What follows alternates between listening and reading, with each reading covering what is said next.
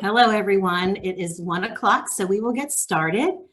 Welcome to our 6th WonderChat. I can't believe it's been 6 weeks already.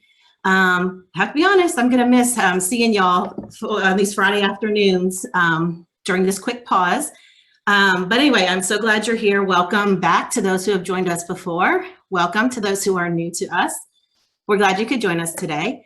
My name is Missy Hicks, and I'm one of the co-founders of Wonders and Worries, and also your host of these Wonder Chats. So just a couple housekeeping things before we get started today. We do not use the chat feature, so we use the question and answer feature. You should see that on your screen, and you can type your questions in. I'll monitor that as we go through, and sometimes I'll interject them, and sometimes I'll save them to the end. So just know I'll be keeping an eye on your questions. Sorry, on the final slide, you'll see a QR code.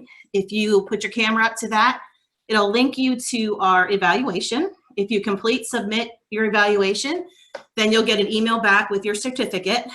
This one is actually worth 1.5 PDUs in professional responsibility. And then if you do not use the QR code, tomorrow you'll receive an email with the link to the survey in it. So you can complete it that way as well. You don't need to do both though. So if you could just do the one, that would be great. And finally, if you need to go back for reference or someone else wants to take a listen, the recorded session will be on our website probably by the weekend. So those are our housekeeping tips. So first of all, like today, our presentation is going to be about program development. Our speakers for today are myself, Meredith Cooper, who is the other co-founder of Wonders and Worries, Kim Fryer, who is our clinical program director, and then Crystal, who is our operational program director. And I think you have seen all of us on here over these 6 weeks if you've been with us before. So we created this presentation because I received some information in the evaluations that people wanted to know more about what Wonders and Worries was. And of course, we love to share that. But we also wanted to present it in a way that was meaningful for you, a way that you could take back and utilize in your own setting. So what we want to do is we want to share how our overarching values and what we care about as an organization drives our organization development and our service delivery. And we use that to kind of make decisions about how we are going to roll things out within our organization. So what I hope you can do is listen and then take the next step regarding what your goals and values are, and think about if there's a program you want to develop, and what are the things you need to think about, and how could you carry that out? And we'll kind of highlight that for you using the Wonders and Worries program as a backdrop. So hopefully that will help you. This will not be as intervention focused as we've been over these last several weeks, so I want to manage that expectation a little bit. But also, what we will do is challenge you to think about what are your interests? What are your values? If you want to expand outside your current role, either within your organization, another program, or outside of your organization. So we really want to stimulate some thought with this presentation today. So if you can indulge me for a minute and close your eyes. I won't be able to tell because I'm not there, but if you can close your eyes for a minute and just think about this day. May or may not sound like yours, but you know, it's 7:30, you are eating probably your breakfast in the car on the way to work.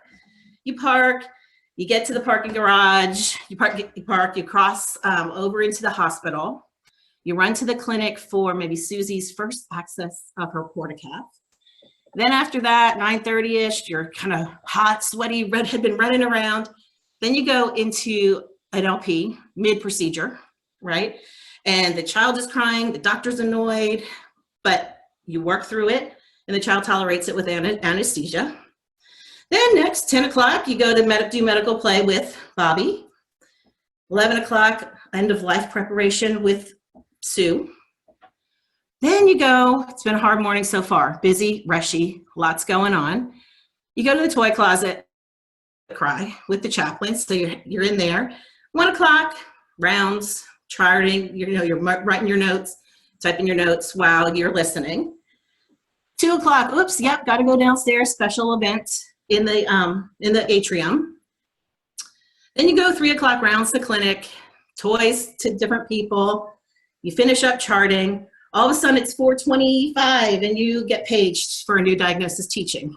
You run and do that, leave late, heading home in your car. All of a sudden your phone rings. It's your best friend, Betty. She has breast cancer. So think about that as like your day in the hospital, how you've been working and structured and functioning. And then I want you to take a second and think about your day. We do these things all day long, every day. Think about your day. You've walked yourself through it, what you've done. That you get home, you and your husband go to dinner, then you meet with your friend Rob and Stacy. And Stacy starts to cry and tells you that Rob was diagnosed with ALS. You get to a soccer game, you take your kids to a soccer game. The families are all there, huddled together. You walk up, probably late because you were running late from work. You walk up and you hear that one of the families, the husband died suddenly overnight. So think about those things. These may be familiar stories that may resonate with you. We can flip that slide. These may be familiar stories that resonate, right? And as a hospital-based child life specialist, you're using these skills all day long. And really, when you think about it, you get home to those personal life situations, or you walk into these other situations, and all of a sudden, those skills that you use all day long in the hospital become super relevant and super helpful for those in your life situation. So I want you to start thinking about that. How are the skills that we use every day translatable into other settings that might not always be the first ones that come to your mind? Think about having coffee with a friend, and she's talking about how she had to cancel 3 dental appointments because her child did this number at the car, right? And wouldn't get out of the car. Child life skills come into play right there to help her with some of that preparation piece. So I'd like to move on and take a look at these transferable skills. Now, clearly with this audience, I do not need to go into what all of these skills are. No better audience than you guys to know what that is. But I just want you to see how many of those there are that are listed on just my first pass, really. And child life specialists possess these in so many, and can utilize these in so many different settings. What it's important to know is that you need to be well-versed in what our competencies are, what are our standards of clinical practice, and what are these skills. So I want you to be able to think about where else in the lives of children and family can these skills be supportive and relevant. So next, when you talk about thinking about where you could translate your skills, I'm not going to go into this in great detail because we're going to highlight this further through the presentation. But if you think about an idea, right, these are like some thoughts about idea development. So it needs to be original, and it needs to solve a problem or address a gap in service. Those two things will become extremely important when you're looking for money and funding. People don't want to find things that are duplication of services. So you really want to think about that as you're thinking about what are the skills I have, where can I translate them, and do I really want to do this? The next thing is timeliness. Is there a compelling need? What's your outreach potential? Who would benefit from this service? And then what is the feedback from others? Have other people said to you, gosh, we need this in our town, or, oh, thank you for helping me with my child. You should help other people whose children are having a hard time going to the dentist. So those are some things to think about when you're formulating your idea to move forward. And then finally, as part of this overarching look that this framework we want to give you as we move through our program at Wonders and Worries and help you identify what you would maybe want to think about. We will pose questions to you throughout the presentation to help stimulate your thought about things relevant to your program or your idea or interest. But as far as overarching goals, you need to do an assessment first. So you need to do a personal assessment. We'll get more into these later on, but you want to think about your skills, your experience, your expertise. What are those things that you have and possess? Because really, you have got to be competent to be able to exude confidence. I say this all the time whenever I talk about this topic. It is so important to be competent so you can exude confidence. And people see that when you talk about things. Do they feel like you know what you're talking about? Do they feel like you're comfortable with the topic? So you just need to make sure you need to do that personal assessment. Again, we'll talk about this later. We want to make sure you're doing a community needs assessment. You know, no redundancy, no duplication of services. You want to do an inventory of your current resources. What do you have? What do you need? And then you want to think about who are your community contacts? Who's going to champion this project for you? Who's going to help you move forward with whatever your idea might be? So we want to move on. So how did we even begin to take the skill set we had as child life specialists and translate them into the development of a freestanding nonprofit? Well, first we thought about where we saw the gap in services, and that's what led us to mission development. Meredith is going to share with you about our mission development. Thank you, Missy. My portion of this presentation is going to be taking a little bit more of these broad concepts that we're talking about and sharing how we've applied them to Wonders and Worries, starting often with kind of what it was like in the beginning and where we are today. As Missy said, my background, I was a child life specialist working in pediatric oncology and occasionally was called over to our adult hospital that at the time was next to our children's hospital. It was always in an end-of-life situation where a mom or a dad was leaving behind a young child or a teenager with just days, sometimes weeks to live. And I don't need to, again, talk to this audience about the awareness that I certainly had of the incredible need that there was for children to have support much sooner than the end of life of a parent going through cancer. And certainly for the parents to feel like they had an ability and understanding of how to best communicate and understanding that they needed to communicate with their children around the illness. You'll see a little bit of a timeline that'll help you put things into perspective for Wonders and Worries as we go through this presentation.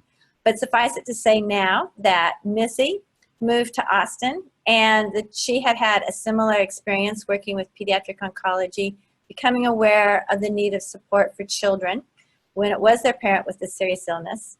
We'd both reached out to our respective communities and realized that there was no support for children until after the death of a parent occurred. And that's when we first, recognizing that unmet need, that we had the skill sets that could be delivered to parents and children when it was the primary caregiver's illness, that we started thinking about putting together Wonders and Worries. The mission statement that you see at the top of this slide, it's not our original mission statement. When we first started moving forward with Wonders and Worries, the advice we got in establishing our 501c3, our nonprofit, was to make our mission as broad as we foresaw needing it in the future. So the first couple years, while yes, our main intention was to provide support for children who had a parent with a serious illness, we also had the opportunity to work with children who maybe had a serious illness themselves that were not being their needs were not fully met in the hospital setting, as well as a few children who had parents with other kinds of chronic illnesses. That was our desire. But what happened specifically was when we applied for some funding to address the needs of parents with diabetes, we wound up getting many children with a chronic illness. And what occurred was twofold. Anecdotally, our program staff recognized that we appeared to have two different populations responding and moving through the program differently, both with rates of our original intention with our programming is to provide the tools for a family to cope with the parent's serious illness and move forward, given those tools and empowering them on their own. This was not the case with children with chronic illness. As we were observing that, at the same time, we were investing in an independent evaluator to look at our program service delivery model. And she came back with quantitative data that also showed that we did. We had two distinct populations. With that information, we went to our board, created a policy change that's reflected in the mission statement you see before you today, which is that our focus is to serve children of parents or primary caregivers with the illness. So now I just want to show you a little bit of a timeline. Well, excuse me. First, I wanted to mention to you that when we first began almost 20 years ago, we had that information that told us from our experiences that support for a child when it was their parent with a serious illness was needed. The research behind that awareness was just emerging. And we've been very fortunate that over the last 20 years that has been well documented with multiple studies. And you can see some of the results of the study on your screen today.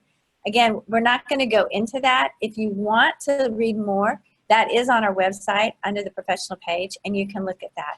But right now, I want to give you just a brief glimpse of what the timeline was like for Missy and I starting out just as a two-person service. So here you go. This is when Missy initially in spring of 2000 moved to Austin. We began our collaboration. As we moved forward, we did take that 501c3 with our original mission statement to the Secretary of State in August of 2001. And let me just remind you that our funding, while that was retroactive, really did not come through until early in 2002. So that interim time, Missy and I were literally providing services out of the trunk of our car with play kits and borrowed spaces throughout the community. And the rest of this slide can show you our geographic expansion. I do, as I mentioned, want to highlight that between that 2002 and 2006, around 2004, is when we hired that first independent evaluator. And that set a cornerstone of our values, which was always collecting data, evaluating it, and establishing the foundation that would allow us to go on with our research, culminating in our most recent study, which is the randomized clinical trial around our 6-session illness education curriculum. Another way of viewing where we started and where we are today is in the next slide, which basically just talks about the fact that in the very beginning, it was just me and Missy. We joke around that we wrote each other's paychecks. As I said, we went from the backs of our car with a play kit and borrowed space to one office, and our original budget was essentially $10,000 a month. Here we are today, and we're very, very grateful and humble to say that we do have 16 child life specialists employed at varying case and hour loads. We have a team of additional support staff that includes development and other people that you'll hear a little bit more about down the road. 4 offices in the Central Texas area, 1 in San Antonio, geographically I'm talking about, and then we hope to open the Houston office this summer. And our budget is $1.25 million. So as you can see, we have grown considerably over the last 20 years. And I'm going to turn it back over to Missy, who's going to talk a little bit more about our programming. Thank you, Meredith. And I feel like that last slide that she showed is so important because we know, like, we are grateful and we are fortunate how we've grown. But it's important to know that you can have an idea and start at the grassroots and be able to think about it, synthesize it, develop it over time. So it's important to know that while we're super fortunate now, we started very humble. Like our husbands painted the offices with us. So we definitely, have grown from sort of bare bones to the organization we have today. So, but what we realized on the next slide is that over all of these weeks, we've been talking about Wonders and Worries, and we're from Wonders and Worries, and we never really shared an overview of what it is we do. So I'm not going to get into it too deeply, but I do think it's important to know what we do. And fortunately, initially, we had money available to focus, Meredith and I, to focus on the program and the curriculum development. And so we really were able to spend a lot of time up front, some paid, some not, to really hone in on what it is we wanted to accomplish. And that then was what laid the foundation for our 6-session curriculum, which subsequently now has been validated. But when we look at our programs, what we want to do is we want to give a developmentally appropriate understanding of illness and treatment and side effects. We want to facilitate communication, especially we communicate with us. The priority is really families to communicate.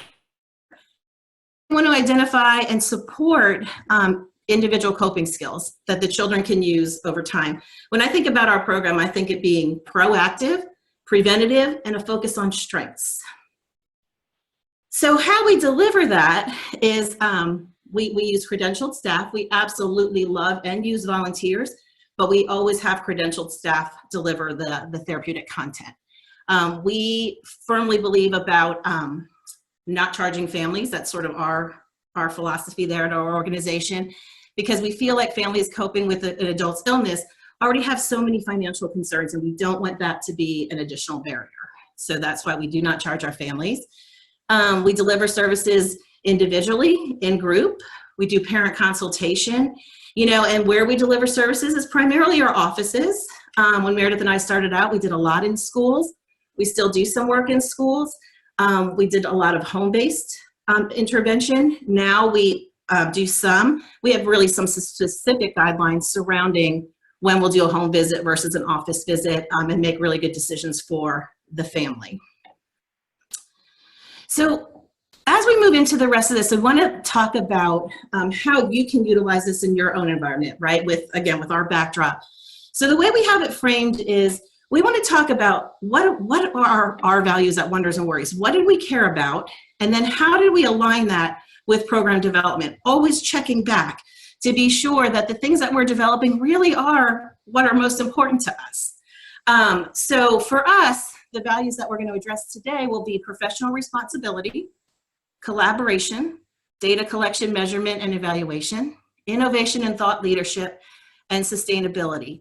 These are the things that we think are important, and we want to tie all of our programs and services to those things. Now, we know that all of you won't want to work with children of adult patients, but you may be driven to something else, a different kind of advocacy for populations of other children or families in distress.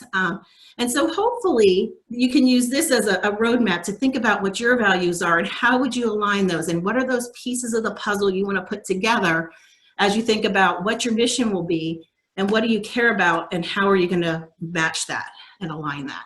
So I'm going to turn it over to Crystal, and she's going to start talking about our values. Thank you, Missy.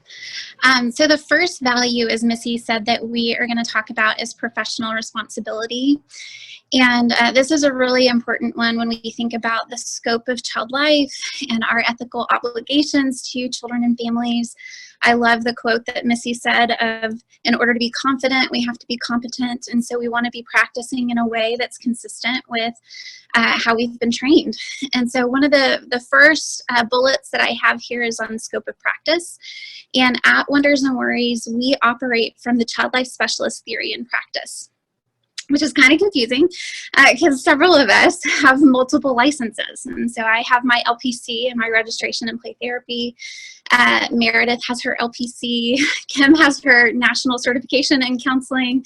And then Missy has something. I'm not even sure what her credentials are because it's from a different state, but she's got something fancy going on. And so we all have these different additional credentials that if you were to look at our organization and look at our bios, it can be really confusing as to, well, how are they operating, and are they really child life specialists or are they actually counselors? But for all of our staff members who are working with children and families, they're operating from a child life hat. If you want to think about different hats that we might wear, we're operating from that theory and practice.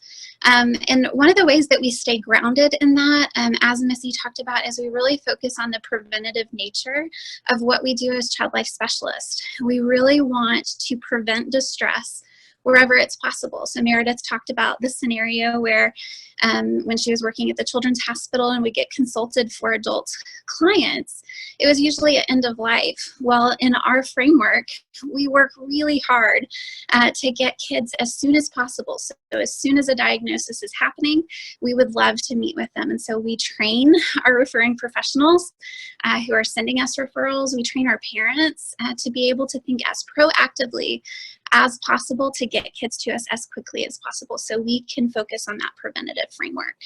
And that also leads into, as a child life specialist, we really believe that this is a need for all kids impacted by illness and hospitalization, just like you in the hospital setting. You want all of the kids to receive your services. We want all kids impacted by illness and hospitalization to receive our services, which is really tricky when we're primarily based in Texas. But then we'll talk about growth later. We also are really focused on developmental goals.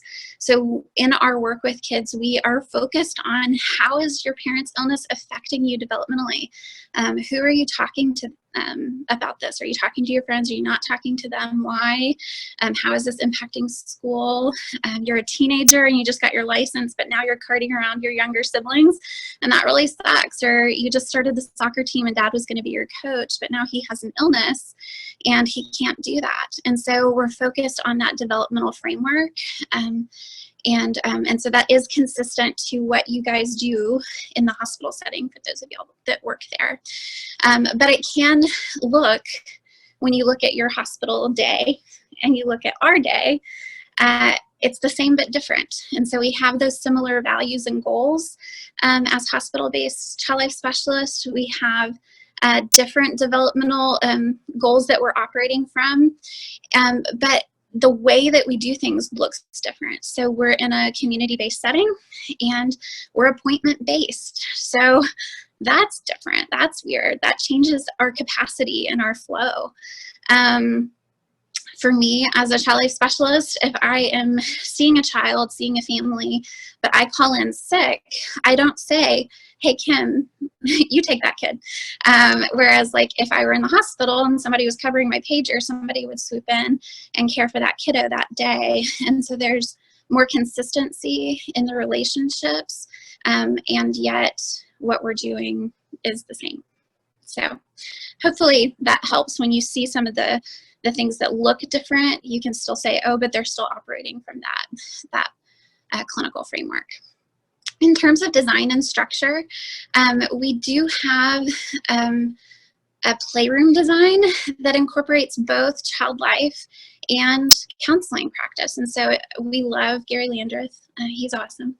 And he has this amazing phrase where he says, I want kids to have access to a lot of different toys for a lot of different types of emotional expression. And so all of our playrooms are set up with that model in mind. Even though we have our 6-week core curriculum, we have our therapeutic agenda every time we walk in the room, but we also give freedom and flexibility of if that kid doesn't want to do blood soup today, or they don't want to do expressive Jenga, or whatever it is that we have planned, they have freedom to tell us that, and then we have lots of different options that that child can navigate to, so that we can continue working with them therapeutically. Very similar to what you would do at bedside, right? Like if a kid didn't want to do what you brought to the bedside, you'd pick a different thing, right? Or in your playrooms in the hospital, you might have a therapeutic activity planned for that day, and yet Susie comes in and she's got a different plan, and you're gonna adjust accordingly. And so we do the same thing. We do have a high value for non-directive play. I think a lot of child life specialists do. But we have really incorporated that into our everyday practice, in our everyday model. We have a high value for parental engagement, and it looks a little bit more formal, I would say, at Wonders and Worries than it would in the hospital setting. And that has to do with some logistical things and legal things, quite frankly. You don't have to do consent in the hospital, right? Like that's done at registration. But we need to do consent. We need to have some form that documents that this parent says that we can see their child. And so we need to do that. And so we've operated from more of a counseling model of doing that parenting intake, doing consent forms, making sure that they understand what our scope of practice is and what we can do, and then what the limits of the services are that we can and can't do, the limits of confidentiality, all of those pieces. So it looks more formal than your introduction of services in the hospital-based setting, but again, very similar. We do have ethical obligations, again, just like you do, to refer out when a child's needs are outside of our scope. And so when we have a child who's coming to us, we are focused on developmental goals, preventative goals, and illness. But we also serve a lot of kids whose parents are divorcing, who had previous trauma, who've been adopted, who have different mental health disorders. And so we don't say that they don't need our services. They oftentimes do, but we want to make sure that our services are timed and paced at, in a way that is supportive for that child. And so I can think of one example with a kiddo that I worked with whose mom had an immunodisorder, and she brought her kiddo. We did the full 6 weeks. He did awesome. He loved it. He knew more about his mom's diagnosis, quite frankly, than I did, but he really valued the safe space to express feelings and the expressive activities that we did to build coping strategies. But after we were done with the 6 weeks, mom kept wanting him to come back. And she said, you know, he just feels better when he comes to you, which was a sweet compliment. But it was also one of those things where he had accomplished the goals that we had set forward for him. And what was going on and what kept coming up more in those sessions that we scheduled after was the parents' divorce and the conflict that was happening in their co-parenting relationship was pretty volatile. And so it was my need to recommend that they see a play therapist that was better suited to serve that particular need. My season with him was done. Not to say that there wouldn't ever be a need for him to come back to reprocess through mom's illness, but that needed to be the focus and that needed to be the goal. And I've worked with other family members who maybe even at parent intake, the parent is saying, oh, they also are seeing this therapist because they have anxiety or they have this other need, then that's when we talk and say, okay, would it make more sense for that therapist to maintain that therapeutic relationship and I consult with the therapist? Or maybe there is still a need for us and we can collaborate together, but we need to do that piece. And so we just navigate that on a case-by-case basis, individually, really evaluating where is the niche that I serve and where do I need to lean into other professionals to serve in the ways that they do. Specifically with crisis, one, we make sure that parents are informed straight away when we do informed consent that we are not a crisis center. We want that for our staff. We don't want anybody to be working on call, and we want them to be able to frame up, these are the days that I work, and these are the opportunities that you have to access support from me. So we want them to have kind of guardrails for that, but we aren't crisis counselors. We aren't equipped for that role. And so we let them know that there's a crisis hotline. We give them that number at intake. We tell them if your child is in crisis, taking them to the ER if they need to, and really focusing on how do they get them safe. But we also are very clear that we can't serve that need. And so again, some of the kids that we serve, they may have a history of self-injury or they may have a history of suicidal ideation, but they should have gotten support for that need or have active support now. And then we focus on the illness piece. So that was a lot. And I'm going to pass the baton to Kim, who's going to take over the last part of the professional responsibility piece. Hello, everybody. So moving on through professional responsibility, I want to talk about our programmatic design and our curriculum. And going back to what Missy was talking about in those early days when Missy and Meredith were creating the foundational model and the foundational curriculum, it hasn't changed from those early days. It's been modified a little bit, and Meredith talked about how we had some policy changes, but in terms of our curriculum, it's changed very little, which says a lot for the thought that they put into developing the programmatic design in the very beginning. And that design is based on theory and practice. Missy talked about just, looking at the different pieces and thinking about what they already knew about the work that they had done as child life specialists in other settings. But when we think about the various theories that our clinical framework represents, there's a lot, but I'm just going to touch on, I'm not going to go into the theories, but I'm just going to name a few. Family systems theory, Lazarus and Folkman's stress and coping theory, Erickson's psychosocial theory, Piagetian theory, attachment theory, temperament theory. We draw on social learning theory and information processing theory. And then play, as Crystal was talking about, is a healing modality that all of us as child life specialists, have our foundation in. And so our clinical framework, our programmatic design is based and grounded in those theories and grounded in our experiences in working with children and families. And so just taking that clinical practice and learning from it. And we're going to talk about data and evaluation. I'm personally going to talk about that in a little bit. So our design supports all developmental levels, and everyone's touched a little bit on involvement of parents. We always start with parents, and sometimes we only serve parents, but we can support children through parents. In fact, we can better support children when we are able to involve parents, when we can empower parents to do the things that we would hope they might be able to do to communicate with and support their child in the midst of different stressful situations. And so we always start with parents. We include parents throughout the process, but we work with all ages and stages, developmental stages for children. We often say that we'll meet directly with a child starting at about age 2, but we'll guide parents. I've guided parents with infants. I can think about a family where mom had a sudden heart event right after she had a baby. They had a newborn baby at home, and she was in the hospital on ECMO and unavailable, and multiple caregivers were stepping up to care for this infant, and the family had older children as well. But a lot of what we did was just helping them develop a routine for this. I think the baby was 3 days old, and just helping those caregivers set up a routine and have attachment figures in the life of that newborn. So we may not work directly with the newborn, but we'll certainly guide the caregivers.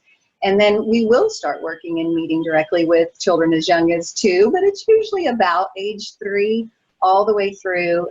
We say really graduation from high school is kind of the cutoff. And with 17 and 18-year-olds, we really are looking at and talking about thinking about what Crystal was touching on. We really are looking at what are their needs and what is their focus, and would they be best served by maybe a counselor or therapist that focuses on young adulthood? Possibly, possibly not.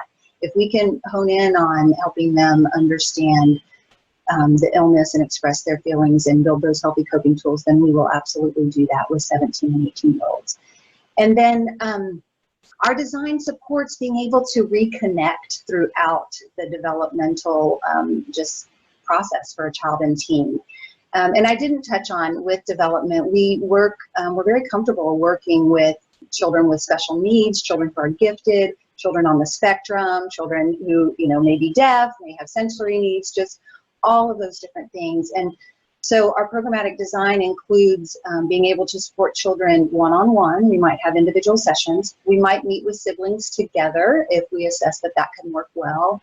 And oftentimes, as I talk a little bit about our curriculum, we might start with the first session of getting to know each other with siblings together and just assess how might that work. And we might continue on with illness education with siblings together, because one child may be asking questions that another child has that they're not voicing. And then we have group support. So we could be meeting with a child in group and they go through our curriculum in a group environment, but then we recognize that they need more one-on-one, or maybe their parent is about to have a bone marrow transplant. So we might do a separate one-on-one session with them to help specifically prepare for that event. And just for those of you who aren't as familiar with how our curriculum works, we love to start with our curriculum, which is a 6-session curriculum, and it provides a framework. And we love to go through that framework. We love to go through those 6 sessions and build that foundation. And what we find is that absolutely empowers children, and it empowers the parents of those children to be able to continue to cope ongoing. But we don't stop there. We don't say we've done our 6 sessions and we're done. We reassess at that point what's happening with the illness, what's happening for the child and their coping tools. Do they need ongoing support? We do try to transition to a less frequent kind of schedule of support, because we want children to experience success with the coping tools that they've built through the curriculum. We want them to recognize that I can cope without going to meet with my child life specialist every week. I can go for 2 weeks or maybe a month and have that success and feel very empowered. So we can check in on a consistent basis, or we can have parents reach back out and check in. And we absolutely have children reprocess an illness as they reach a new developmental level in their life. So our sessions provide a structure yet allow for individualization. And it's basically what Crystal was explaining before, when we have an idea of what we're going to focus on in a session, and we bring that idea with a couple options to the session for the child. But then that child may say, nope, I don't want to do that. Or even just individualizing as professionals within our own personalities. We have staff who say, oh, I really don't like this activity. I hardly ever do that activity. I prefer to do this activity. And that's an absolutely okay thing. So our core curriculum, we don't have time to go into it today. And there are various presentations that we'll be doing at different conferences that really go a little bit further into our core curriculum. But it is 6 sessions. It's focused on illness education, feelings, and coping skills, like Missy talked about. It is evidence-based both in practice and now through our randomized clinical trial, which we have all the data and we're thrilled with the data, and we are awaiting publication, which could happen at any moment. So definitely check back on our website for that. The last thing I want to say about the curriculum is we are continuing to modify it for different populations. So we're currently involved in modifications with our curriculum and assessing it for families with advanced cancer. And we've also modified it for teens because we've recognized that we were already modifying it for teens. So let's try to streamline that and have a more specific structure for teens. And then with virtualization with COVID-19, we've modified and been working on modifications to our curriculum for virtual delivery. So then let me shift to clinical supervision. Kim, I'm sorry. Yeah, I'm sorry. Yes. A question came in. It's kind of specific, but I figure if you can kind of briefly touch on it. The question from Sue came in that said, what days or what are the hours for your groups, and how many facilitators are with each group? Can you maybe briefly cover that? Thank you. So our groups used to be in the evenings during the week, and in Austin, the traffic got so bad that we realized nobody could get there. So we shifted, and at our San Antonio office, we do still sometimes have weekday evening groups, but in Austin, all of our groups are now on Saturdays, varying times, just depending, but we try to do them later in the day as much as possible to avoid sporting events. So 3 to 4:30 is kind of the ideal time. We always have one child life specialist and at least one helper. So that may be a practicum student or a volunteer. So so 2 people, except with our middle school groups, we may just have a child life specialist, but somebody else is available in the building or if needed, if there's an emergency. I hope that answers the question. And most of our groups, an ideal group number would be 8 to 10 for us. With our check-in groups, we've gone up as much as to 16, but we really want to limit those check-in groups to about 12 kiddos. For our ongoing curriculum groups, where we're going through our 6 curriculum sessions, ideally no more than 10. So hopefully that helps a little bit. So clinical supervision is another aspect of professional responsibility that is so key and is something that we have done from the very beginning, and it looks a lot of different ways. I can think back, so I joined Wonders and Worries when Missy moved from Texas and moved to Atlanta at the time. And so Meredith and I would, provide that supervision with each other and collaboration with each other. And so I've just highlighted a few of the key points around supervision that are so important. It supports the short-term success of any staff members, of all of us, and the long-term goals of each of us. It provides a positive impact on performance, job satisfaction, and retention. There's a lot of data around that. It improves standardization of practice and facilitates professional development. So I have the wonderful privilege of being able to meet with our child life specialists that I supervise monthly. We have standard monthly meetings, and then they can reach out to me at any time, and they do, and I may reach out to them. But it helps me realize, oh, wait a minute, these 2 staff members are doing things differently, and let's see if we want to standardize something, or this person's really figured something out that the rest of the team would really benefit from. And then thinking about what professional development interest each staff member has, or where we're maybe lacking as a team. And then various forms and frequencies.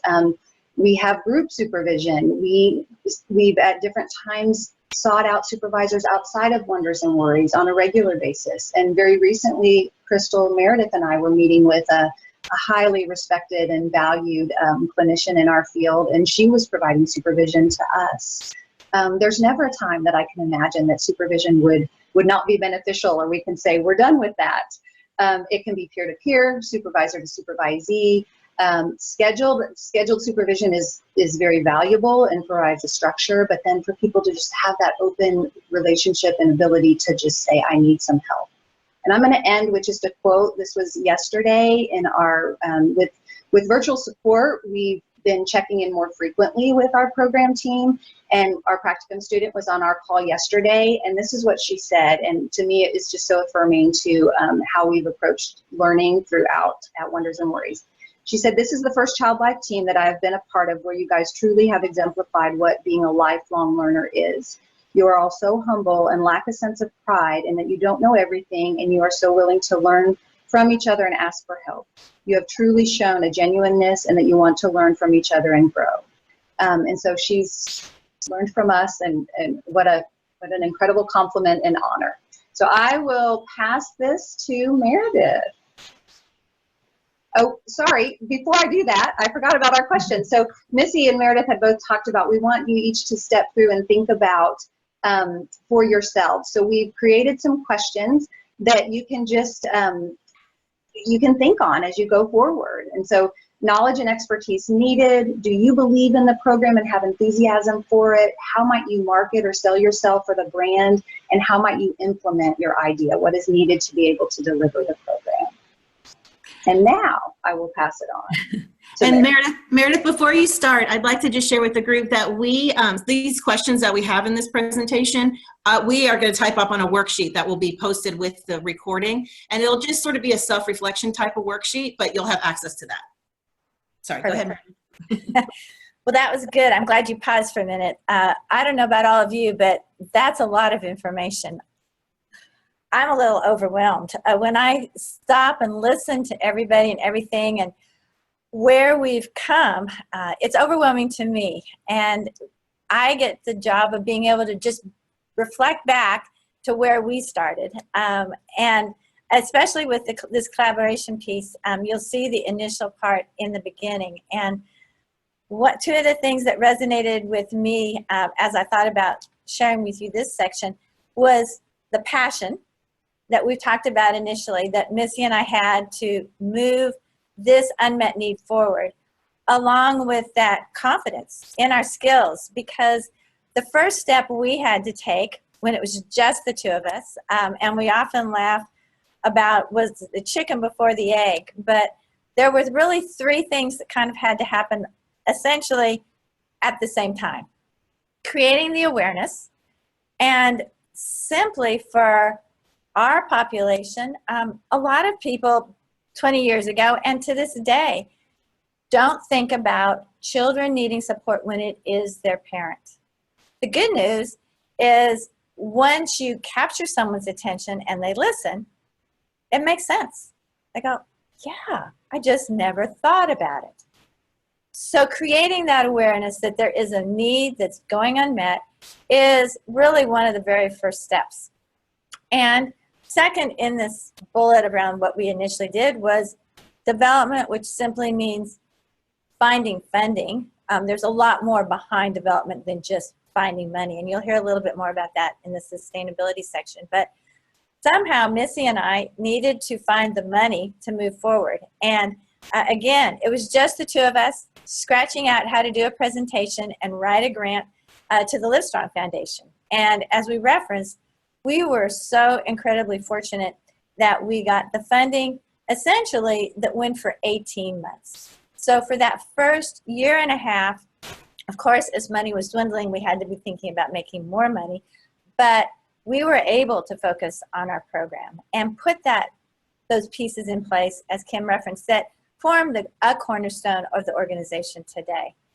But that third piece, that third bullet, the referrals, and this especially is where I think of being naive. I think listening to everything helps you realize the complexities and the connectedness of many different entities, but particularly with the referrals.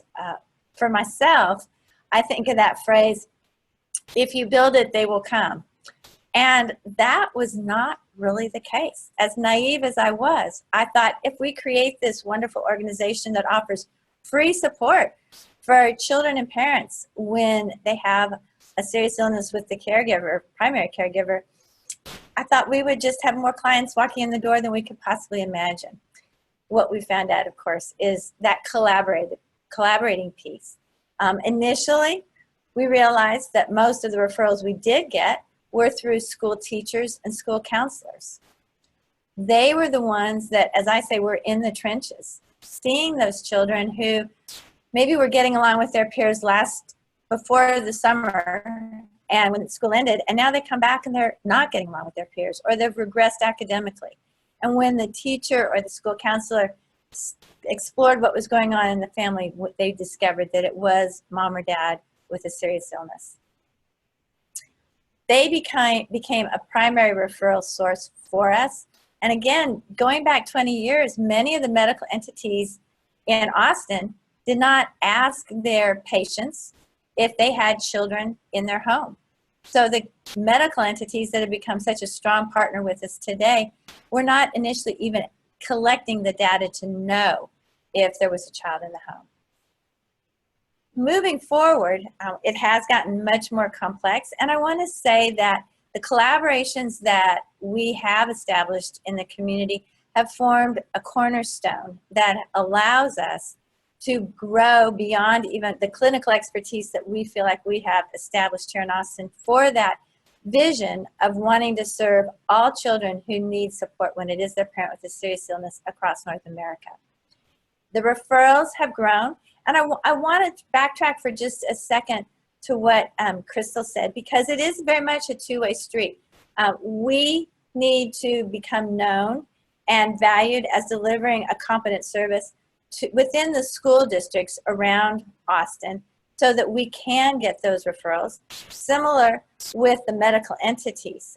But within the community, as Crystal said, if we realize there's a family that needs support outside of our scope of practice, we want to have competent professionals that we can refer a family to. And yes, sometimes it may be around the child, but it can also be that the parent has a need or issue beyond the scope of our services. So we focus with parents on their parenting support. What sometimes occurs, as an example, is that when a parent is going through cancer treatment, the medications may diminish intimacy, and that marriage relationship is going through changes. That's beyond our scope of practice, and we can refer to a professional to have the parents get to the support they need around their marital relationship, which will feed in to the positive well-being of the family. Moving forward beyond that, we do very much collaborate with our parents on an informal basis. Listening.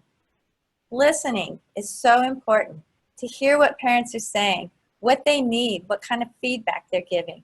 But we have the added benefit of the evaluations in a more formalized manner, where parents are giving us not only quantitative data about their experience with wonders and worries, but writing in qualitative comments.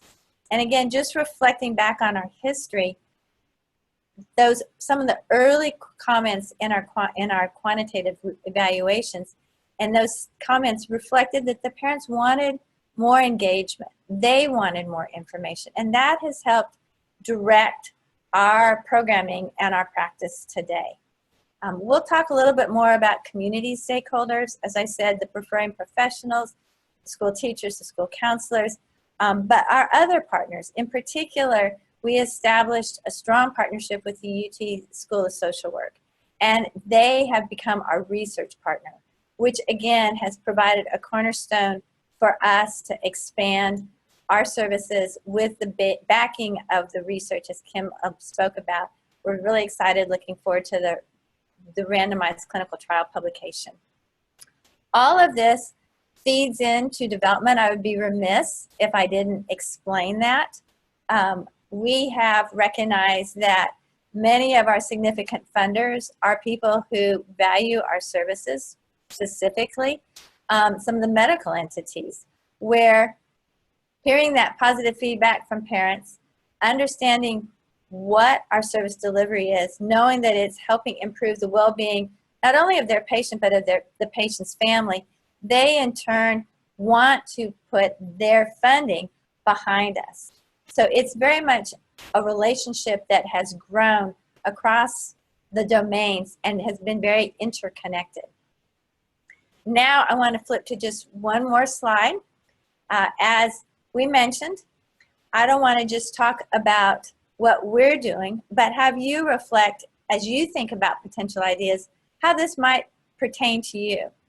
Are you aware of parties who might have a vested interest in partnering with you? One option that we're exploring right now, I've named some, but is around the underserved. Are there people in your community that maybe walk alongside underserved people who might be a venue for you to have easier access, or for underserved to access you more readily? If so, what would that relationship look like if you partnered with somebody? Would it be a formalized contractual agreement? Would there be a grant written where you shared funding? What roles would you each serve? Who would collect data? Who determines the measurements of if you are reporting to a grant? All of those kinds of things are things that are important to think about, especially as you maybe seek more formalized collaborations in your community. So with this, I want to turn it back over to Kim. Hello again. So we've been talking about data collection, research, and the importance of it, evaluation throughout. So I'm just going to touch on a few things. And the key piece is that it is a value, and that's obviously what we're going through. We're talking about our core values. And we valued research, data collection, measurement, and evaluation from the very beginning. And so I think back when I started at Wonders and Worries, we had paper charts and we were documenting in that paper file, and of course collecting demographic information and then documenting our sessions. And at Wonders and Worries, we document every what we call therapeutic encounter with a child or parent. So that could be a parent consult, an individual session, a group session, anything where we have been interacting in what we would call that therapeutic way. But it was initially paper and pen and a chart, and then we moved to a more just Microsoft system, Access I think it was. And then I think it was back in 2005 where we invested in our first true database system that we still use today, but it's been updated and another company took over. The key piece is that you gather data from the very beginning. Think about how you can gather data, where you will store that data, what questions you want to be asking, and it really is always that balance of gathering enough data, but not spending too much time and energy where it's going to be kind of a time, a time waster, so to speak. And because you may not be able to look at that data initially, but then down the road you can. Meredith mentioned the relationship that we had in gathering evaluation data, and we put a lot of money into that. It was 10% of our budget at the time, back in 2009, where we had this outside entity helping to gather survey data after families received support with us. But it was because we valued it so much and we recognized, yes, we have to invest in this, and it absolutely paid off, not only in terms of helping determine our services, our direct services to clients and families, but then helping to promote that trust in the community and to share our story and to show that what we were doing would make a difference, not only in the moment, but long term for children. So I've listed some of the things here. A randomized clinical trial, that was really a 4-year process. The data collection started in late 2015. We ended data collection in 2018. And then the relationship that Meredith just mentioned with the UT School of Social Work and an amazing volunteer that we have, they analyzed that data and got all of that data analyzed in 2019. So it takes a long time and we have to have a lot of patience, but the key is just to always be thinking about how can I gather feedback, where can I capture that information, and then who can I partner with, collaborate together with to look at it and to learn from it and to grow from it. And it's always needed. We continue to gather feedback from our clients on an ongoing basis, as well as do really focused research. So shifting from qualitative measures with all clients to quantitative measures focused on specific programs as an organization grows, that's what we've experienced, but we still need to gather that qualitative data from clients all the time. We have grant funders that they don't want to know what our client said 3 years ago about the services that we've provided. They want to know what our client said 6 months ago or last month. So it is an ongoing process. Some of the questions that we would love for you all to think about is, how will you keep metrics to know how many clients are served? How will you assess the quality of services? We just started with virtual support, just a simple pre and post thermometer question for a child. How are they feeling before we start the session on a scale of 0 to 10? And how are they feeling at the end of the session? And so that's data that we can look at and really delve into at some point in time. We haven't looked at it yet, but we're capturing it. And then who might you partner with to analyze data or to design and implement research? Just looking at those collaborative partners who are available in your communities. Let me move on to thought, leadership, and innovation.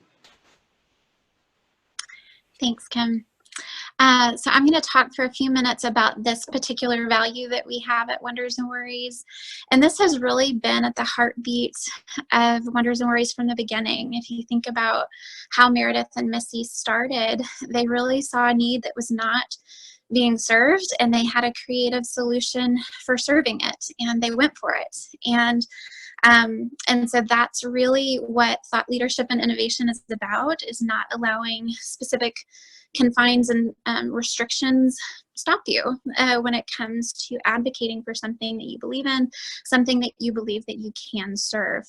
And so the last several years, we have been doing a lot of creative thinking of how to partner with different entities in our community to problem solve, to think through how can we expand in a way that still is consistent with our mission and our core values, that allows us to serve more families. Ultimately, our goal, again, is to have every family impacted by a parent's illness receive support, and yet we live in Austin. And so how do we do that? And specifically with the helpline and the teen app, these were two projects that we started. We kind of call them experiments when they're first starting. It's like, let's flesh out this idea. Let's look at this idea, and it might serve this particular population that right now we aren't serving as fully as we want to. And so let's see if this will work. And we specifically with the helpline and the teen app, we got funding from some other entities that were seeing the same issues, specifically in rural populations outside of Austin that kind of border us. There were a lot of families that had kids in the home that needed support, but yet they weren't coming in to receive direct services from us. And so it became important for us to think through, how can they have access to us? And so again, as Meredith said, if they can't come to us, how can we go to them, and yet us not completely be inefficient as an organization? And so we live in Austin. Austin is a very creative community. It's also a very tech-based community. And so some of the solutions that were produced were tech-based. And so a helpline was a solution where we have specific hours, a specific phone number that parents can call in and receive support from a child life specialist. And so it's that parenting guidance, parenting consultation piece, but it's by phone. And so we may never serve that child directly, but we're equipping the parents to be able to better serve their children in their relationship with them. The teen app was something that we saw. Our teen support is still very active, but there's a lot of teens that, whether it's transportation issues or their schedules are packed because they're in high school or whatever else, the numbers are not as high for our organization. So how can we continue to serve teen apps in a robust way and kind of a trendy way, right? Like, these are all trendy and cool things. That an app was developed that has content on illness education, education, activities that we would do with a child in the office or teen in the office, they can do at home. The teen app is built in with a discussion board, so teens can connect with each other, as well as a motivation wall, and there's a child life specialist feature, and we moderate it as well. And then the virtual reality treatment center tour, we partner with Texas Oncology, who's one of our big referring providers and donors in our community, but they allow us to come to their clinics and to be able to show kids around, to be able to see where mom and dad go when they go for treatment. And that takes a lot of the mystery out of it, right? But a lot of kids can't go because they can't go on the Wednesday that we schedule it. And so the virtual reality treatment center tour allowed us to film. We just completed it in March, right before COVID. It allowed us to film what that tour would entail through a VR company that helped us do that. And so we'll be able to have VR goggles in our offices and for kids to experience that same thing just in a virtual way versus a live tour. And so we'll talk a little bit more about some of the projects that we have going on here in a little bit, but I'm going to pass the baton to Meredith, and I'm going to skip over the questions just because you're going to have access to them later. But to think through with innovation, we're all advocates at heart, right? Like as child life specialists, that's a core value that we have professionally. And so you're constantly thinking about ways that you can serve more kids. And so think creatively, think outside the box for solutions that you may have, and then continue looking for people that want to serve those needs alongside you that could potentially give money, could give ideas, or could collaborate with you. And so I'll pass the baton to Meredith for sustainability. Okay. Sustainability includes a lot more than just getting the funding. And I'm sure as you were listening to all that, I certainly was like, wow, how have we been able to accomplish the variety of programs that we are producing and able to talk about today? Again, I get to reflect back to where we started and talk a little bit about how we've grown to sustain our organization. And yes, as I implied, there is a very definite need for funding. And that first grant was fabulous because it did give us the ability to focus on the programmatic content first. But the day came, and we had a very literal treasurer. I can remember him saying, looking at that bank account saying, okay, we've got 3 more months of operating capital. What are we going to do? And the very normal and logical solution, which I've come to learn is a normal and logical solution for many nonprofits, is to hold an event, which is what we did. We started with one event. It was a cocktail party in the board treasurer's home, actually, and invited people. From that, we created relationships. And a significant part of sustainability are those relationships across the board, those partner collaborations. We've talked about some of our key funders. But those relationships for us in Austin have taken a couple different forms.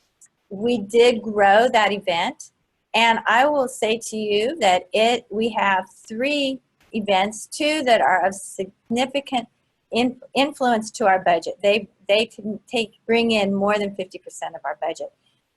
That's not ideal. I mean, it's still a weakness of ours. Certainly right now, we were very fortunate that our main event, a gala, was held in February. So we slipped past this pandemic social distancing time frame with the event successfully taking place. If it had been in mid-March, we would be in a different scenario. So I want to be honest with you that it's still a challenge for us because we do raise a great deal of money through events. The events serve multiple purposes besides providing a fun way for people to come together to learn about your mission. And it is often an integral part of our referral process. But we learn about relationships and people that have an interest beyond the event in funding us. As we have grown and become known, the other component that is significant for us is grant writing. Most of our grants to this point in time are more locally based relationships, people that have known me specifically, that have family foundations and their mission of the foundation aligns to serving children or medical health care needs, something that would open the window for us to apply for funding. So we have those two, what I would call traditional means of funding the organization, along with the third, which is donations, whether we have different campaigns. We can talk more about some of those things if we have time in question and answers, but we're cultivating major gifts.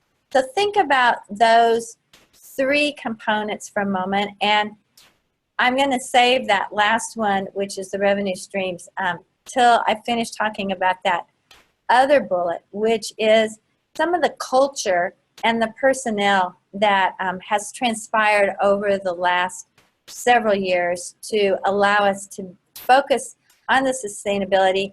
And really what we're striving for is to match our clinical expertise and excellence with the ability to grow the organization beyond where we are as a local organization that was meeting the needs of the Central Texas community.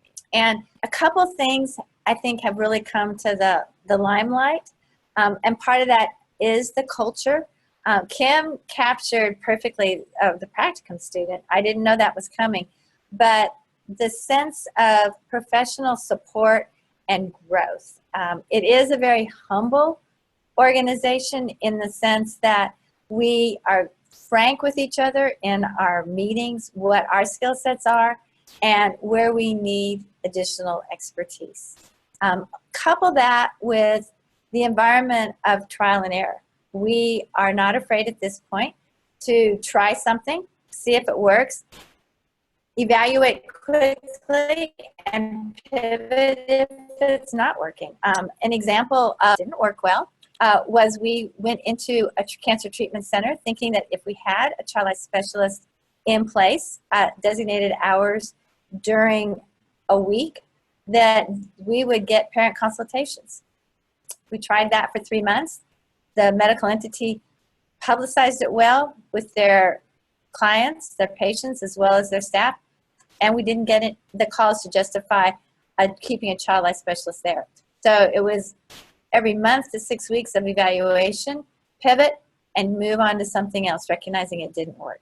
Fortunately, we've tried experiments, things that are working really well, but especially some of the things, the thought leadership that Crystal mentioned, that takes a variety of skills. We have a very highly trained and skilled clinical team, but the technology to understand how to do an app, the technology for a helpline, many of those things are not in our skill sets. And it has been through the acquisition of additional staff that has allowed us to respect what they bring to the table, share and learn and grow together.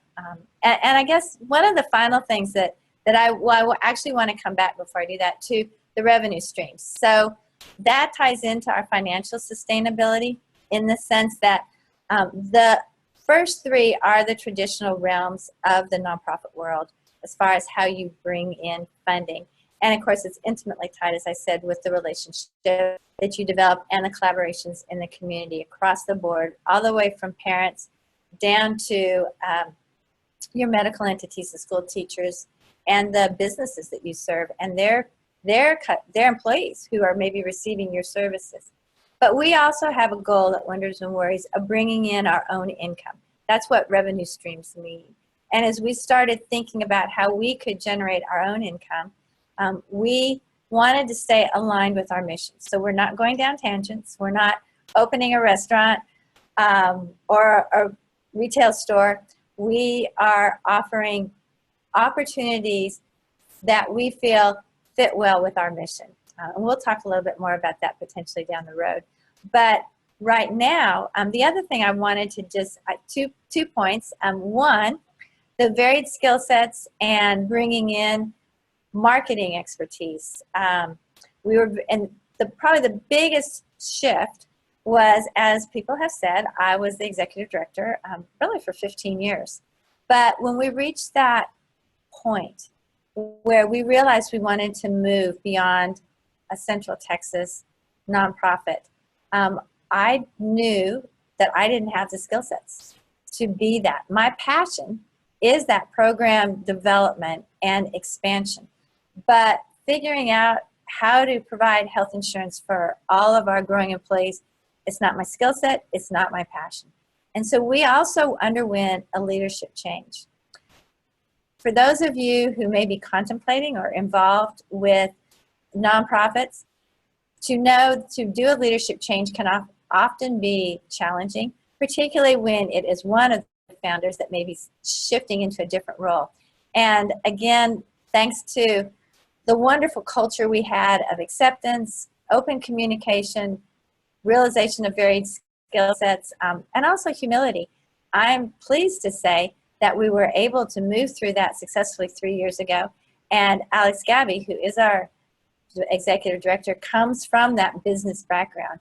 So it's his leadership that has allowed us to do many of the thought innovations that and programmatic changes that we've been highlighting today, and you'll hear a little bit more about. Before I pass the baton, there are a couple other questions, and I do want to highlight one in particular that resonated with me. So if we can just see the questions for a minute. These are questions, as we've referenced, you will be able to look at on your own. There was one particular stumbling block for me, and that's the 5th question. How could you share personal stories of clients served? Think coming from a therapeutic background, was and is such an awareness of protecting the privacy of your client families. And yet, at a certain point in time, as we talk about growing the awareness and the relationships, people don't want to just see numbers. They want to hear stories. They want to be able to relate to what the need is that means something to them and how they might be able to help meet that need. And that means telling client stories. But how do you go about doing that? How do you do it ethically? And it's been a process for us, a many-year process, where we first educate our child life staff to be aware when they're meeting with a parent. If a parent says something like, "Gosh, this has been wonderful. I don't know how I can thank you enough." The way they can thank us, that's invaluable, priceless, is to be willing to make themselves vulnerable, to maybe write a quote or share their family story. So I just want to say that that was a huge stumbling block for me as we worked through the organization. And we have, I think, come up with a very ethical way, but it's at a balance between some of our public relations people saying, "Hey, we need some stories about this or that," and our child life team processing who might be people that are available to share that kind of story, as well as being alert to when a client family makes a suggestion that they might be willing to share a story. The rest of the questions I'm going to let you look at on your own, and pass the baton now back to Missy. Thank you, Meredith. And so I'm hopeful that we have been able to share what those 5 values, things that we hold as an organization really important, that does drive our decision making in anything we do. So hopefully you got through those 5 values, and we'll start your wheels turning about how that can be for you.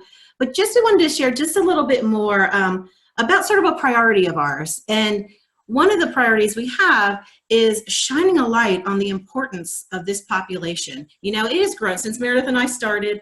It has grown exponentially, sort of the importance or acknowledging the value of the impact of an adult's illness on children. You see programs growing and growing. I know we've talked about it a little over this series, but that is so important to us, just to continue to shine a light on the importance of the topic. So the way we're doing that is we're expanding our family and we're expanding our brand. And that will hopefully be additional ways out there in the greater community to be able to highlight the important issues that these families are confronting. So just for expanding the family, I want to tell you where we're at right now. And, you know, as you heard, we started with our humble beginnings, you know, with just Meredith and myself in a little office, 0.75 each. But now we have 4 offices in the Austin area. One of them's in Williamson County, which is a little bit more north. We have an office in San Antonio, and Houston, we are coming for you. This summer, we're opening our offices in Houston. So that's super exciting for us to see the growth. And then from a historical perspective, you know, and anyone out there who knows me well knows this is how I think, right? My brain goes big. But when Meredith and I first started, we were like, you know, we're going to start this here, and we are going to put a Wonders and Worries in every city across the country, which, you know, that would be ideal. But as you get further into it, you realize that things have to grow organically, right, within their community, within that area. And it is really difficult to just say, oh, here, we're in Austin, and we're going to start this over here. And so really, like, over these years, we've been synthesizing that and thinking about how can we still provide this model to meet the needs of children and families in other places while we know that has to grow organically. And so with the randomized clinical trial publication hopefully being out soon, being completed and the publication coming out soon, that's when we rolled out the registered provider program. So we're super excited about that because at the end of the day, we don't really feel like we need to have everything where is needed, but what people have access, we want to access and the content. So that's when we rolled out the registered provider program. I will be doing some informational sessions about that starting next month. But that was exciting. So we did our first training. And so this map shows that we have, you know, our blue there in Texas, and that's sort of our brick and mortar kind of operation. But we trained 8 Wonders and Worries registered providers. 7 of them are in the US. 1 has moved to Japan. So we're excited about that, and we'll have our next training, hopefully, depending on the whole travel situation, in July, but another in the fall. But that is another way for us to be able to, you know, allow for this issue to be addressed, or the, you know, the importance of this issue to be addressed outside of our Central Texas area. So I'm going to turn it over to Crystal to talk about the brand. Thanks, Missy. And yeah, and I just want to give a big kudos to Missy and Meredith. Gosh, I hope y'all are proud of yourselves. Like, I hope that as you look at this presentation and think about where y'all started and how far we've come, and to see that map and all that you're impacting, it's just really, really cool. And so, anyways, I'm proud of you. I hope you are proud of you. But as we expand our brand, if you follow us on social media, you probably see us coming at you with lots of different things because we're super excited to share these resources. We want to get them in as many hands of professionals and as many hands of parents and families as need them.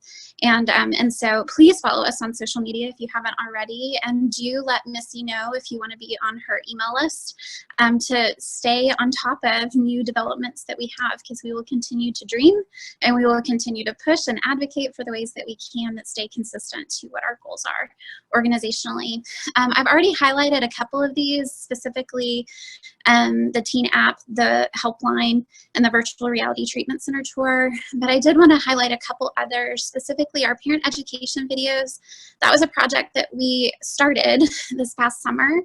And we scripted several videos. Some are parent interviews on how they talk to their kids about illness for the first time.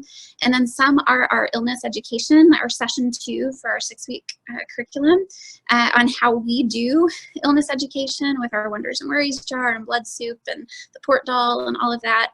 We have those videos online, and our reasoning for that is when we talk to families on the phone or on a Zoom call, we want to give them as many tangible resources as we have. And we've had a tip sheet for a long time that's on our website, but sometimes parents just need that modeling that we know is really helpful, to hear the words and to see the things that you do that helps a kid understand something. And so those videos are available for our parents, and we share them frequently when we're talking on the phone with a parent, but those are also available for you. So please go to our website and access them. I want to highlight our online CEU. I know this was highlighted in our grief WonderChat, but we did a CEU last year And it's specifically on grief and how to support children and teens who are anticipating a loss. It's for CEUs, and there is a cost to it. It's wonderful, and I know I'm biased, and where we talk about being humble, we're also confident. It's a really good resource. It's jam-packed with activities. It's packed with role plays. It's packed with different self-awareness activities for you to do professionally, parent interviews. It's amazing.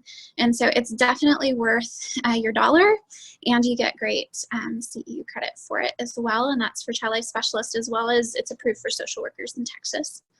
WonderWorks is something eventually that will be on our website. There's a little tab where you click shop, and that's going to be something that's available for if you have a friend or a family member who's diagnosed in another state and you want to send them a care package, right? You want to send them flowers or a fruit basket or something like that. This is another tangible tool that you can send that has different activity ideas, family activity ideas that they can do, as well as tip sheets and resources for parents on how do I talk about this illness with my kids, and to individualize it based on their ages. And so that will be available soon.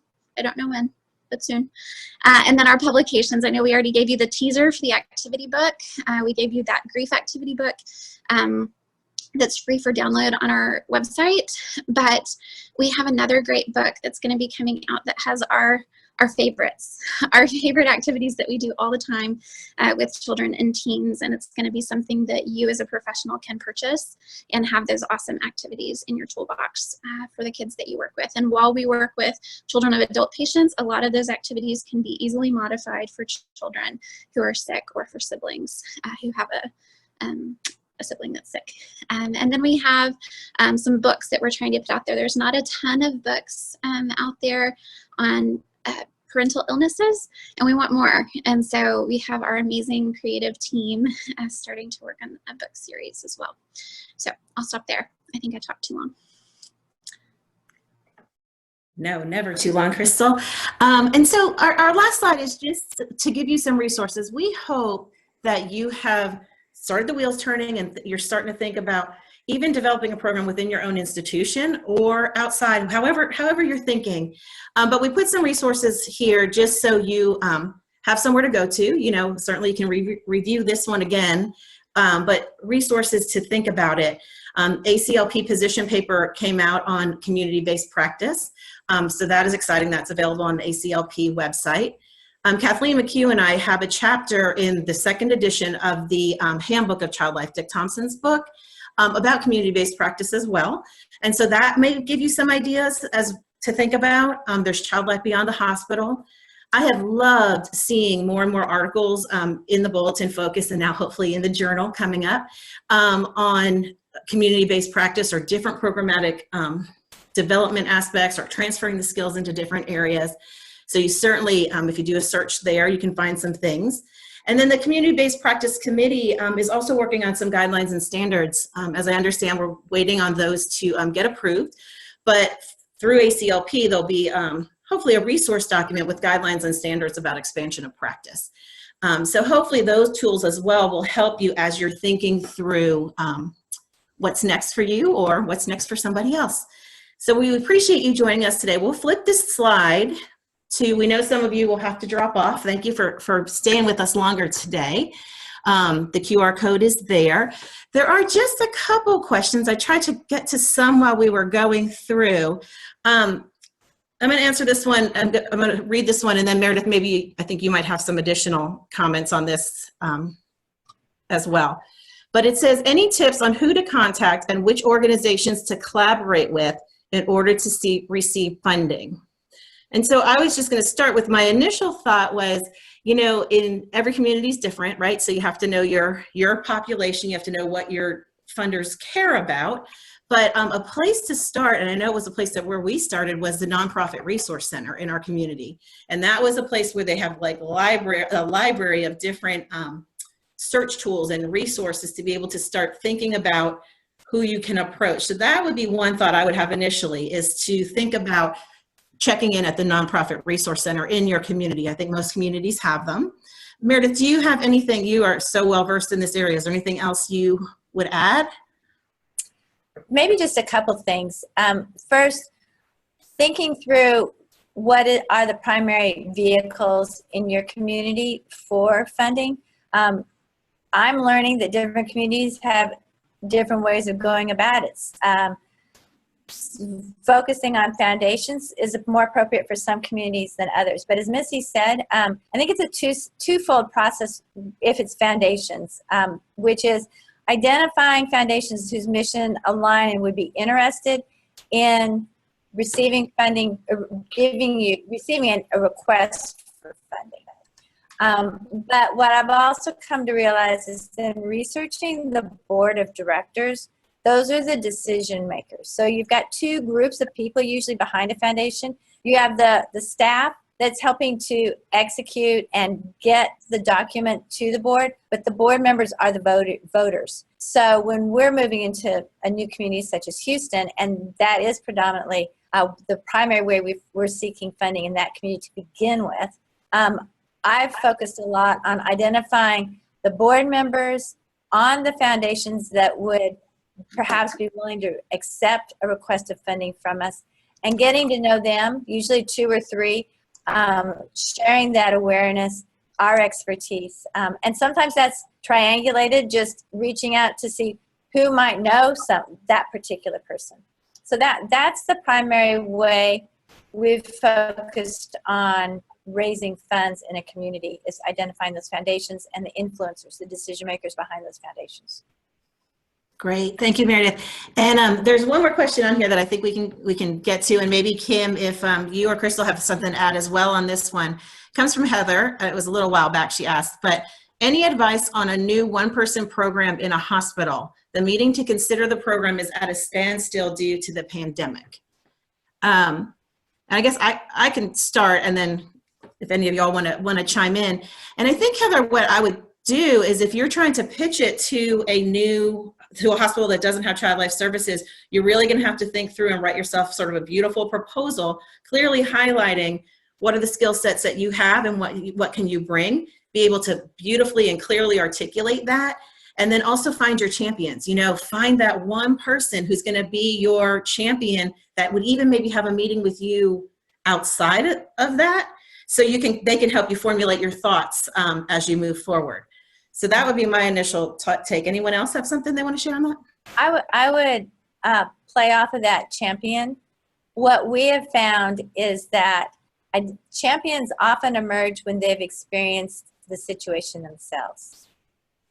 So, for example, in Houston, while I said the stakeholders of the board were the people we were focusing on, when we met with the executive director of the foundation, it turned out that her father had a serious illness when she was in college and her brother was 16.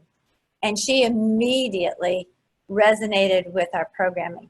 So as you try and identify those champions, identifying people that perhaps have had a like experience, maybe with or without services themselves, that would be one of my tips.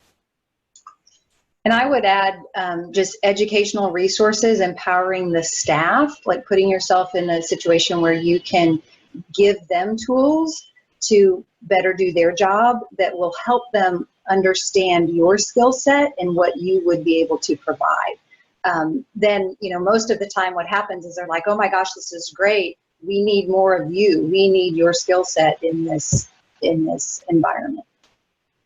I think it's also important to think about whatever the service line is that you're trying to advocate for, thinking about how COVID has impacted it. Like, how is that amplifying the need? Is it?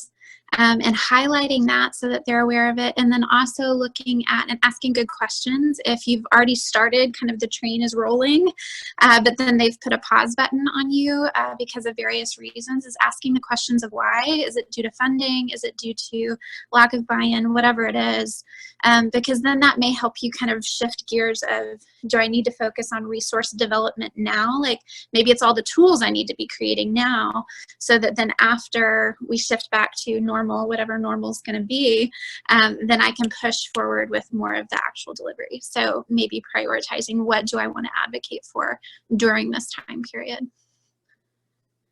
Great, thank you. And I think this will be a great place to stop. I could listen to those three talk all day long. I think it's so great. And I'm glad that we could sort of, everyone share a little bit of an answer to that question as we go on. So I will leave this QR code up for you for about 10 more minutes. We do appreciate you being with us either today or throughout this whole series. Hopefully on your evaluation, you will go ahead and mark that you want to be added to our mailing list, as Crystal had mentioned earlier, so that we can include you when things are coming up. We are going to, look at all these evaluations again. We're going to hunker down, the four of us with Alex, and figure out what's next for WonderChats and where are we going to go. So be on the lookout from an email from me about the next phase of WonderChats. And then also, if you're interested in the Registered Wonders and Worries Provider Program, watch for my information to come out about it, some informational, probably small meetings so that we can do more dialoguing on here. But be on the lookout for that, or reach out to me directly as well. So wishing you all a great weekend. Stay safe, stay healthy, and I will miss seeing you on Fridays, but we will see you soon. Thank you.